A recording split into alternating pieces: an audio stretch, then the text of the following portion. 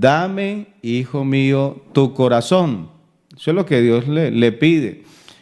Bueno, en este caso, ese texto lo dice de una manera proverbial, es uno de los versos del libro de Proverbios, allí, o de los Proverbios.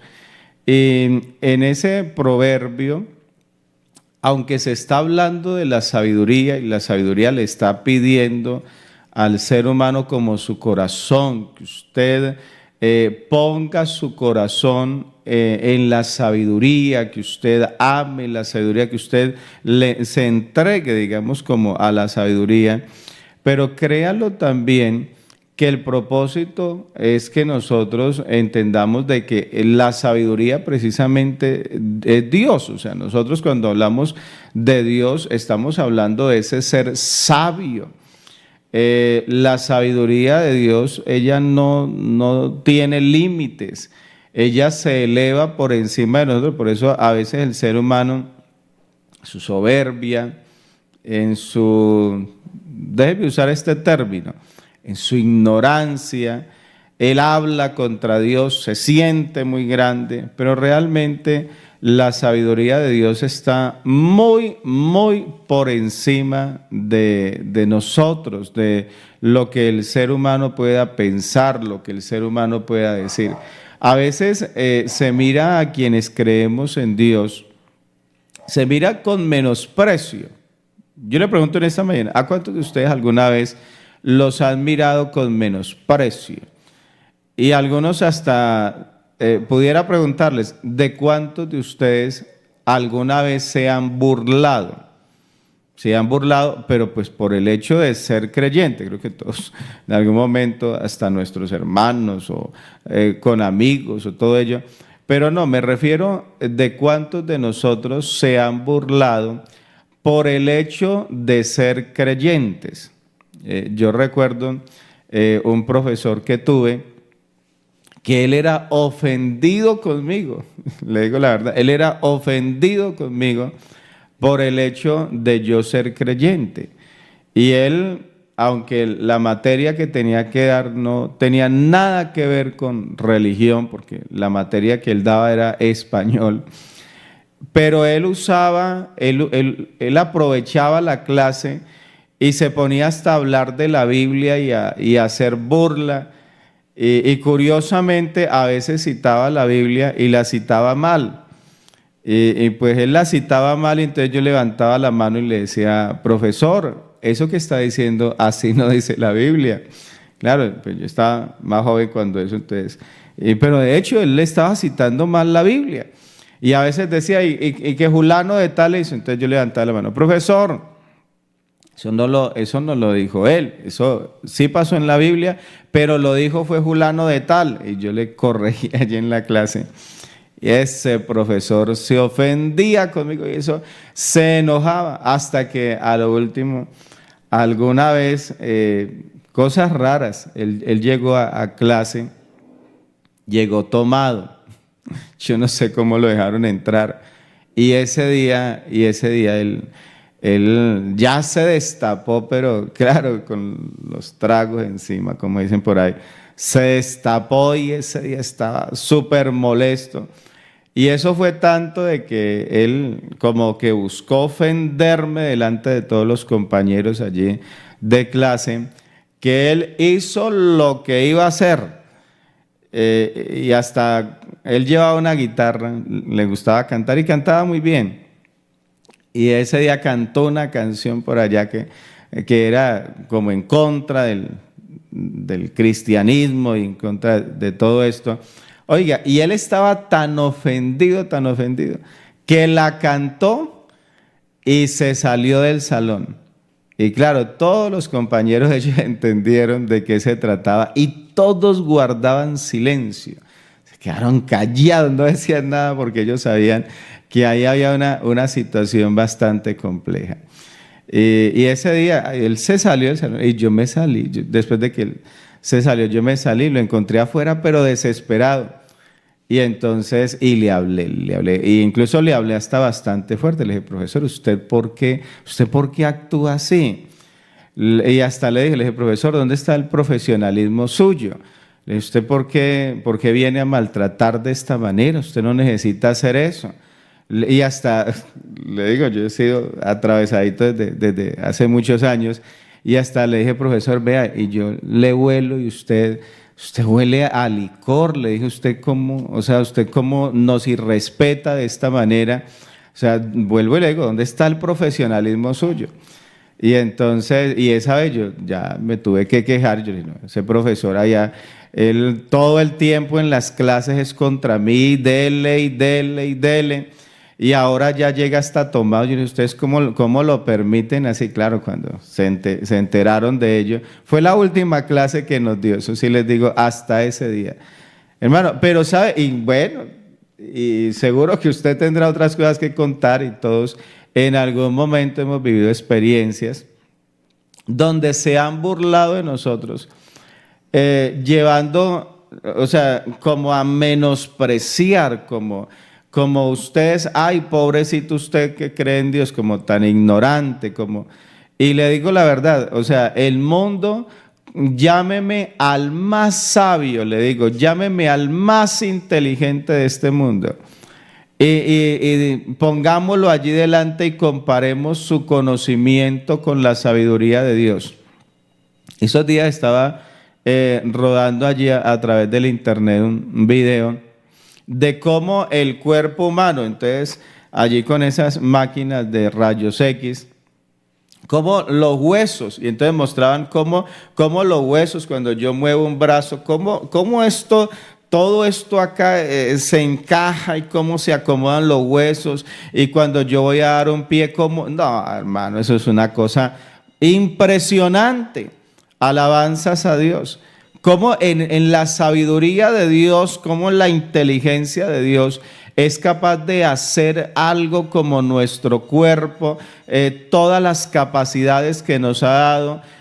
Ahí está la parte física, está la parte que usted puede ver, lo que se puede tocar, pero está lo otro, lo emocional, la parte del pensamiento, la capacidad de imaginar. El ser humano llega y se imagina algo, y él como que lo diseña ya en su mente, y luego va y lo fabrica y lo realiza.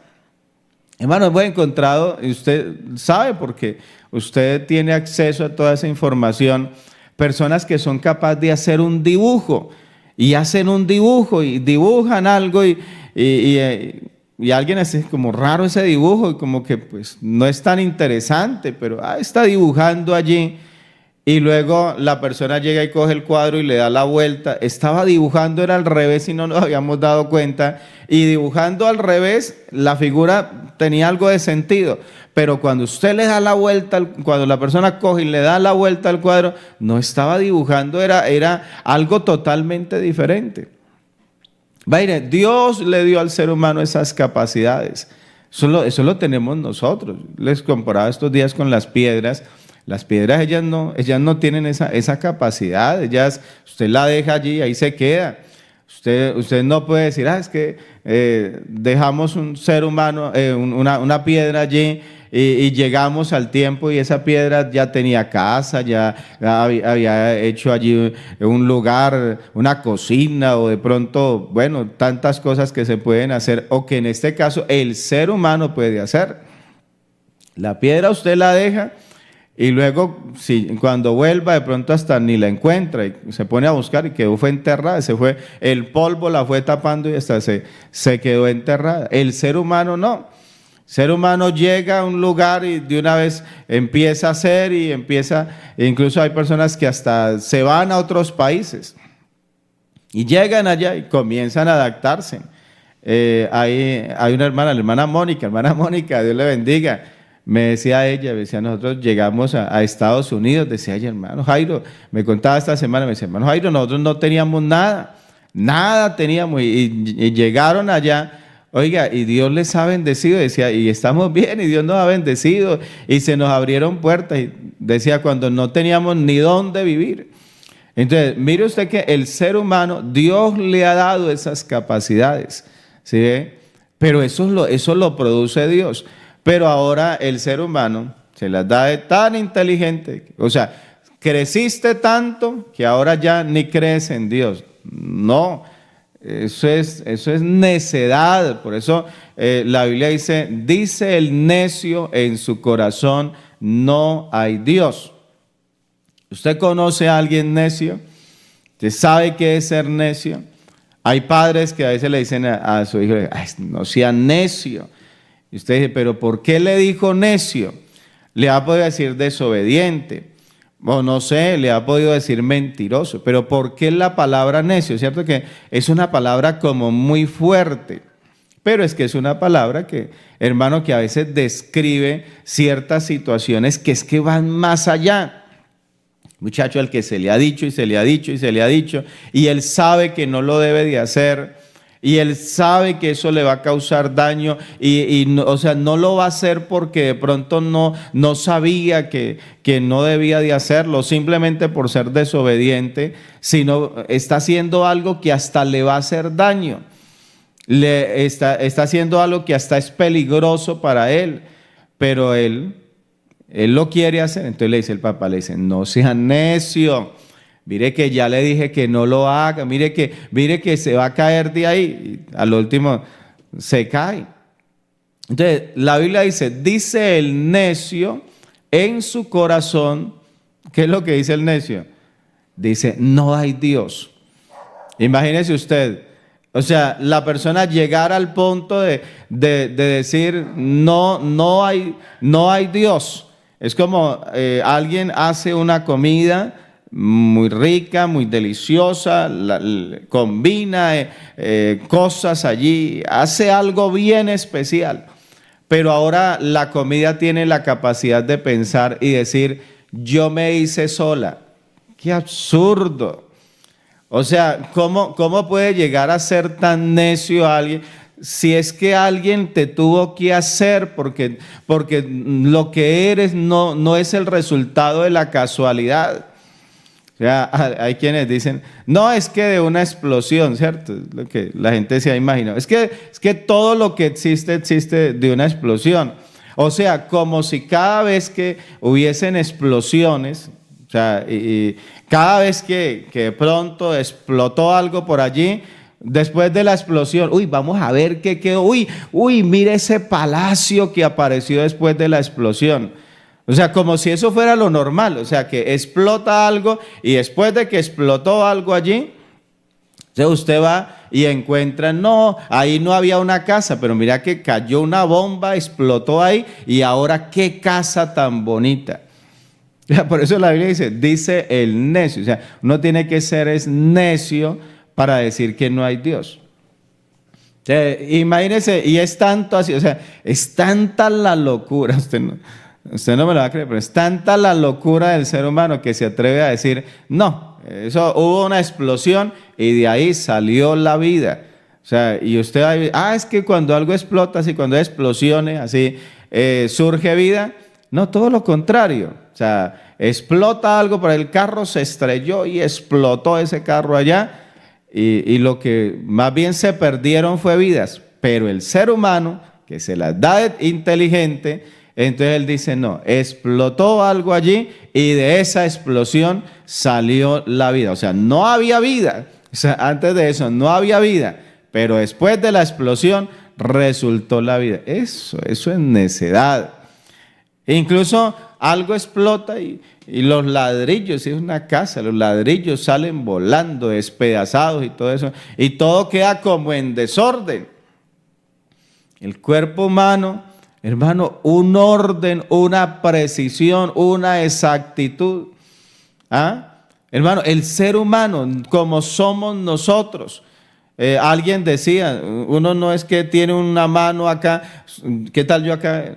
Con una mano y a este lado con un pie. Hermano, de una explosión saldrían muchas cosas raras. Pero hermano, que me vengan a decir que algo explotó y aquí a este lado yo resulté con una mano con 5 dedos y 5 uñas allí, miren, ahí las tengo, y a este lado también, y que eso es casualidad, que es el resultado de una explosión. Eso es necedad. Entonces, por eso dice la Biblia, dice el necio en su corazón, no hay Dios. Entonces Pero vuelvo y le digo, se burlan de nosotros. Usted evangélico. Ustedes de los que creen en Dios, en un Dios imaginario. ¿Usted se imagina un Dios? No es un Dios imaginario. Hace unos días leía que alguien colocó en los comentarios, hay gente que anda predicando cosas raras. Y dice, los pentecostales, colocaron ahí, los pentecostales, que ellos creen en un Jesús imaginario. Y uno dice, pero ¿por qué son tan necios? Estamos hablando de alguien que tiene autoridad, que ha resucitado muertos, que ha sanado enfermos, que hace milagros, y que no, que es imaginario. Hermano, el Dios nuestro es real. Y le digo en esta mañana, pregúntenos, ¿cuántos de nosotros hemos tenido experiencias personales con Dios? Pregúntenos cuántos de verdad, o sea, cuántos aquí en esta mañana podemos dar fe de que Dios ha hecho cosas de verdad, que las hemos visto en nuestra vida. Ayer hablaba con una hermana, a quien le envío el saludo, no tengo aquí el nombre, pero hablaba con ella. Incluso hablábamos del tema allí del Espíritu Santo, del bautismo del Espíritu Santo. Yo le decía que antes de yo haber sido bautizado con el Espíritu Santo, yo oraba y yo me ponía allí como en la presencia de Dios y adorar a Dios y todo ello, y yo sentía algo muy bonito. Yo sentía como, hoy en día yo sé que era la presencia de Dios, yo la estaba sintiendo. Yo sentía ese gozo. Sentía como algo allí como muy especial, pero yo no había recibido el bautismo del Espíritu Santo. Esa es mi experiencia. O sea, yo no lo había recibido. Usted dice, hermano Jairo, ¿y usted por qué sabe que no lo había recibido? Porque es que yo sé cuándo lo recibí. ¿Sí ve? Entonces, cuando yo lo recibí, entonces yo ya me di cuenta que antes de eso yo no lo había recibido. ¿Y qué fue lo que sucedió? Que el día que yo lo recibí, incluso lo he comentado acá, vuelvo y lo cuento, porque algunos a veces veo mensajes allí que dicen, hermano, ¿cómo se recibe el Espíritu Santo? Hermano, yo quiero recibir el Espíritu Santo, no sé cómo recibirlo. Entonces yo tuve la experiencia de que, bueno, yo iba a los cultos a la iglesia, le pedí a Dios, Señor, yo quiero ser bautizado con el Espíritu Santo, y pida, y no lo recibía. Y sentía eso que le digo, hoy en día que sé que es la presencia de Dios, yo la sentía, pero como yo no hablaba en lenguas, entonces yo me levantaba a veces triste. Recuerdo salir allá de la iglesia central de Ibagué, salía triste y hasta la casa nos íbamos a pie, todo el camino yo triste por allí. No lo recibí. Y eso que a uno cogían a preguntarle, ¿ya lo recibió? ¿Lo recibió? Y uno pasaba al altar y cuando se levantaba, ¿ya lo recibió? ¿Lo recibió? No lo recibí. Hoy en día, pues, mucho de ello se ha perdido. Hoy en día a veces llega gente a la iglesia y pues no han recibido el Espíritu Santo, pero como que a nadie le interesa. Y hay quienes se les pasa el tiempo y algunos más bien son ellos los que tienen el afán, el deseo, pero como que ya eso no sea. O sea, que hermano, ya lo recibió, no lo ha recibido, uy hermano, entonces, y uno les decía que no, uy hermano, siga buscando, ¿cierto? Lo animaban, siga buscando, hágale que usted en algún momento Dios lo bautiza con el Espíritu Santo. Pero esa era mi experiencia, no lo había recibido, pero el día que lo recibí, yo les decía, estaba en la casa, no era un culto. Hermano, es que hacían convenciones en su casa como la que van a hacer, como la que se va a hacer hoy en la ciudad de Ibagué. No, señor. Vean, nosotros en los sectores hablábamos así. Se hacían cultos, entonces había programación en la iglesia tiene programación domingo, sábado, martes y jueves. Entonces nos quedaban 3 días en la semana, el lunes, el miércoles y el viernes. En esos 3 días, entonces se hacían, decíamos, cultos en los barrios o sectores, pero de esos 3 días habían sectores donde se decía, el día lunes se va a hacer 1 hora de oración en la casa de algún hermano. Entonces nos íbamos para la casa de algún hermano de ese sector allí y todos llegábamos era a orar. Algunos oraban sentados, otros parados, otros arrodillados, pero era una hora de oración y hasta se apagaban las luces para que de pronto alguien no dijera, pues me voy a poner a leer la Biblia. No, hasta se apagaban las luces y era a orar. Y entonces eso era curioso porque pues, nos metíamos en las piezas, invadíamos la casa completamente a orar y todos allí orando. Y cuando se terminaba, entonces ya nos poníamos de pie y entonces hacíamos un corto devocional. Ahí es donde aprendimos a hacer devocionales. No, pero era un devocional, ese sí era cortico, allí 10 minutos, 15 minutos de devocional.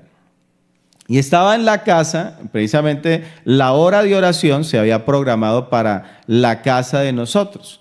Y entonces yo me metí a una de las habitaciones y en esa habitación yo recuerdo donde me arrodillé y recuerdo ese día, claro, es un día muy impactante para mí, porque yo me puse allí, yo le dije al Señor, Señor, yo le he pedido a usted muchas veces que me dé el bautismo del Espíritu Santo y no me lo ha dado. Le dije, hoy no se lo voy a pedir. Hoy vine fue a adorarlo a usted. Y entonces lo voy a adorar. Y comencé a adorar a Dios. Y para adorarlo, entonces comencé a hacer memoria de las cosas que Dios me había dado, de las que yo me acordaba. Y entonces comencé a adorar, Señor, gracias por eso, gracias por lo otro, gracias por el que me permitió crecer en un hogar cristiano, que mis padres te conocían. Y comencé, y eso era traiga, y me acordaba de una cosa y de la otra, y de la otra, y de la otra. Y al último comencé a llorar, y yo lloraba y veía como tanta bondad en Dios. Y me daba cuenta de que entre más como que me sumergía allí en el reconocimiento, como que más cosas tenía yo para agradecer. Y estando allí comencé a sentir lo que siempre sentía, que hoy en día, vuelvo y le digo, yo sabía que era, ya hoy en día sé más bien que la presencia de Dios. Pero estaba allí en ese momento sintiendo la presencia de Dios, pero no hablaba en lenguas, hasta que hubo un momento, recuerdo un momento, que yo lo digo de esta manera, fue como si Dios me hubiera dicho, ya Jairo, hable en lenguas, y comencé a hablar en lenguas, y eso fue así, o sea, no fue como a algunos tal vez les ha pasado, que a otros se le cuadra en el oído y habla en lenguas, y a veces a algunos hasta le dicen, diga gloria a Dios, gloria a Dios, gloria a Dios, gloria a Dios, hasta que le enrede la lengua. No, a mí no me pasó así.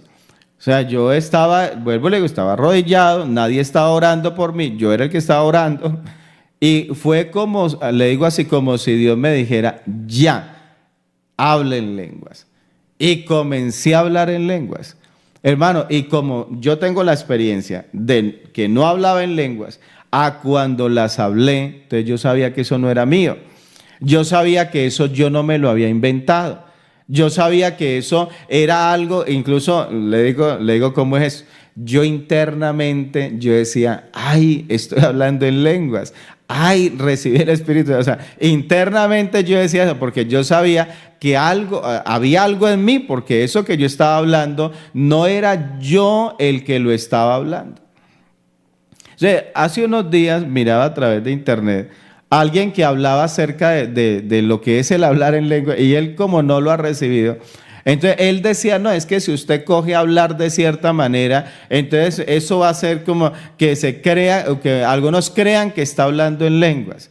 Yo le digo, pues tal vez hay cosas allá que sí, las personas pueden hacer, y pues yo no sé lo que el mundo haga, pero sí le digo es que en mi experiencia, o sea, lo que yo viví, yo sé que recibí el Espíritu Santo y que cuando lo recibí, Dios me hizo hablar en otras lenguas, porque eso yo sé que eso no me lo inventé. Y otro me puede decir, Jairo, usted se inventó eso. Usted cogió y como no sabía hablar en lengua, entonces usted comenzó a practicar. Hermano, eso, le digo la verdad, hacer eso tiene que ser hasta pecado. Pero le digo honestamente, vea, los miro a ustedes esta mañana y les digo, mi experiencia fue completamente real. Usted dice, hermano, ¿y usted por qué dice eso? Alguna vez hablaba con una joven que ella se apartó de Dios, de la iglesia, y yo le decía, hermana, pero usted, imagine usted que le servía a Dios, usted que tenía cargos en la iglesia, esto y lo otro, y su experiencia con Dios. ¿Y sabe qué me dijo ella? Me dijo, ay, hermano, vea, la verdad, yo, eso de que haya recibido el Espíritu Santo, yo hasta ni creo que haya sido cierto. Así me dijo ella. Y yo me quedé pensando, yo dije, está muy mal. O sea, la verdad tiene que estar muy mal, porque le digo, puede ser, sí, puede ser que nunca lo recibió, porque es que hay algunos, vea, hermano, entienda esto, hay algunos que no han recibido el bautismo del Espíritu Santo y ellos pasan al altar y hay hermanos, ay Señor, es que a uno le ocurren unas cosas, que andan como con un detector a ver quién recibió el Espíritu Santo. Y entonces, hermano, usted no lo va a creer, pero esto es verdad. Hay quienes se acercan allá y van al altar a ver quién, a ver si lo recibió, a ver si está hablando en lenguas. Y entonces la persona está allí arrodillado y el otro está frente a él, está mirándolo con esos ojotes allá que, imagínese, uno orando y otro mirándolo ahí. A ver si habla en lengua, hasta le pone el oído allá. A ver, está hablando en lengua, está hablando, ay, lo recibió. Y vea, créalo, eso pasa. Y empieza, ay, lo recibió.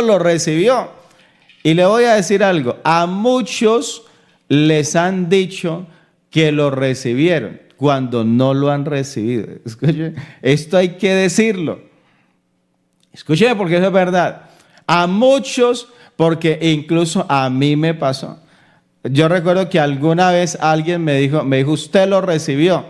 Y yo me quedé así, yo sé que no. Y me decía, pero es que yo lo escuché. O sea, como quien dice, usted lo recibió y no se dio cuenta. Que una persona, vea, le digo esta mañana, que una persona reciba el bautismo del Espíritu Santo y no se dé cuenta, hermano, eso es imposible. O sea, eso no, o sea, si usted dice, hermano, pues yo estoy ahí en la iglesia porque ahí me dijeron que yo lo he recibido, pues alguien me contó, alguien se dio cuenta que yo lo recibí, el único que no se dio cuenta fui yo. Hermano, no lo ha recibido. Déjeme decirle, incluso si usted ya le está sirviendo a Dios, porque ya hasta le dieron cargos en la iglesia, vea, vaya y hable con su pastor y sea honesto, dígale, pastor, yo no he recibido el Espíritu Santo, yo digo que lo recibí porque otro me dijo que lo recibí, pero yo no lo he recibido. Hermano, porque eso no es así, eso no es que ahí me dijeron que lo recibí. Entonces le digo, hay quienes están allí como con el detector, andan con un detector a ver quién lo recibió y le atribuyen. No, cuando usted reciba el bautismo del Espíritu Santo, le digo, a usted después de eso, le pueden decir que usted no lo ha recibido. Hoy pudiera pararse frente a mí alguien, no tengo sus nombres acá, entonces voy a dar un nombre, no sé, ¿Alguien se podrá llamar Resumen? Aquí leí Resumen. ¿Alguien se podrá llamar Resumen? Bueno, se puede parar Resumen frente a mí a decirme, allí Resumen, vea Jairo, usted no ha recibido el Espíritu Santo. Y yo me voy a quedar mirando y le voy a decir, pues aunque usted diga que no, pues yo, no es que el que lo recibió fui yo. O sea, usted puede decir lo que quiera.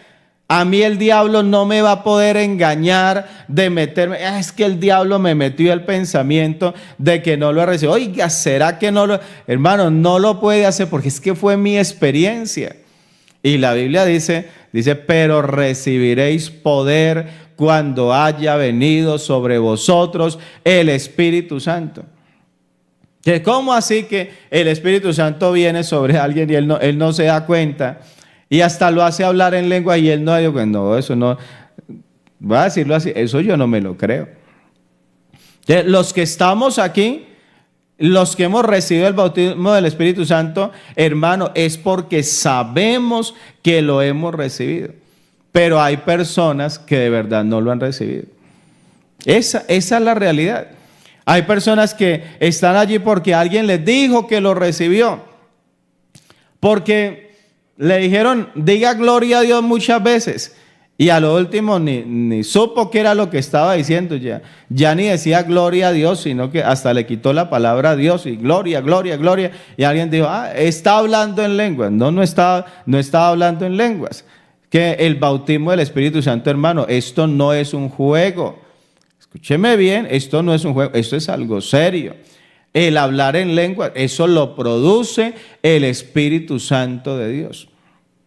Entonces, las personas, vuelvo a mi tema, pueden decir, se pueden burlar, pueden señalar, pero usted y yo hemos tenido experiencias con Dios que le digo son innegables. O sea, y digan lo que quieran decir. Por eso cuando la joven me dijo, hermano, yo hasta ni creo que haya recibido el Espíritu Santo. Para mí eso, yo creo que eso nunca pasó. Yo dije, nunca ella lo recibió. Entonces nunca lo recibió, porque si lo hubiera recibido, ella sabría, porque hay personas que se han apartado de Dios, pero ellos saben que las experiencias que tuvieron con Dios fueron experiencias verdaderas, fueron experiencias reales. Hay quienes, claro, hoy en día están apartados, pero ellos no se atreven a hablar mal, porque dicen, no, yo sé que hay quien dice, hermano, yo sé que recibí el Espíritu Santo, porque la experiencia fue real. Entonces, mire usted que nosotros hablamos no de un Jesús imaginario, como les decía que nos han colocado, me han escrito ahí, los pentecostales que creen en un Jesús imaginario. No, este Jesús es muy real. Y no solamente hablamos del bautismo del Espíritu Santo, hablamos de la transformación. Hay una canción, hay un himno que hemos cantado en muchas ocasiones, que por sus medios, por sus propios medios, algunos hombres se reforman. Hay quienes están de pronto en el vicio, hay quienes de pronto son cautivos del licor, y ellos van por allí a alguna fundación y entonces a través de unas terapias y la persona entonces trata de cambiar, y algunos de verdad cambian en muchas cosas, pero dice la canción, dice, algunos por sus propios medios, digámoslo, por sí mismos, cambian muchas cosas, pero continúan siendo siervos de Satán. Así dice la canción, no se enoje conmigo. Siguen cautivos todavía del diablo. Y entonces ya no es un alcohólico, pero es un fornicario, o es un adúltero, o es un mentiroso, o es un ladrón. O sea, cambian en algunas cosas, pero ¿sabe quién es el único que realmente puede cambiar y transformar la vida del hombre? Pero que se la cambia por completo. El único que lo hace es Dios. Alabanzas al Señor. El único que de verdad, y por eso decía esta semana, y algunos hasta tratan como de probar, como cuando alguien está, digamos, alguien se murió y otro llega y hasta lo chuza allí con el dedo. ¿Será que sí está? ¿Será que sí se murió? ¿O será que no? ¿O será que no estaba muerto?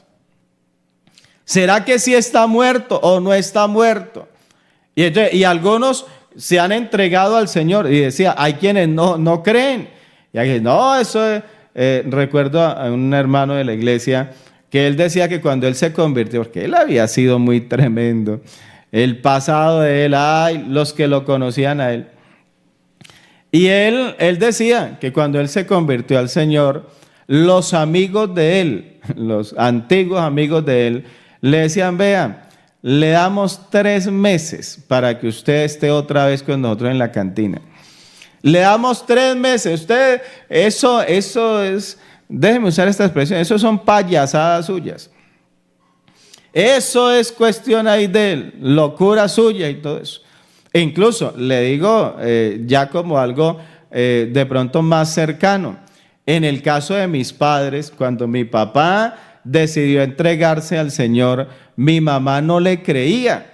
Mi mamá hasta lo regañaba, porque ella en eso se enojaba con él y le decía, Ignacio, porque mi papá se llama Ignacio, le decía, Ignacio, usted no se burle de esas cosas, usted no se burle de las cosas de Dios. Pues está bien, si a usted no le gusta el evangelio, pues al menos respete, le decía. Y mi papá, como ya ha tenido una experiencia con Dios, le decía a mi papá, no, es que es verdad, Olga. Así se llama mi mamá, Olga Bonilla. Le decía, Olga, no, es que es verdad.